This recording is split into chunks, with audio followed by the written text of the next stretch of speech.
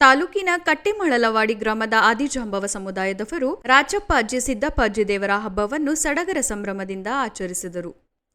ಶುಕ್ರವಾರ ಕೊಳ್ಳೇಗಾಲ ತಾಲೂಕಿನ ಕುರುಬರಕಟ್ಟೆಯಿಂದ ದೇವರನ್ನು ತಂದು ಮುಂಜಾನೆಯಿಂದ ಬೀದಿ ಹಾಗೂ ಮನೆಗಳನ್ನು ಸ್ವಚ್ಛತೆ ಮಾಡಿಕೊಂಡು ನಂತರ ಮಧ್ಯಾಹ್ನ ದೇವರನ್ನು ಲಕ್ಷ್ಮಣ ತೀರ್ಥ ನದಿಗೆ ತೆಗೆದುಕೊಂಡು ಹೋಗಿ ದೇವರಿಗೆ ಸ್ನಾನ ಮಾಡಿಸಿ ನಂತರ ರಾತ್ರಿ ಪ್ರಮುಖ ಬೀದಿಯಲ್ಲಿ ಮೆರವಣಿಗೆ ಸಾಗಿ ಸಮುದಾಯದ ಹೆಬ್ಬಾಗಿಲಿನಲ್ಲಿ ಮರಿ ಬಲಿ ಕೊಡುವ ಮೂಲಕ ಸಮುದಾಯದ ಬೀದಿಗೆ ಬರಮಾಡಿಕೊಂಡರು.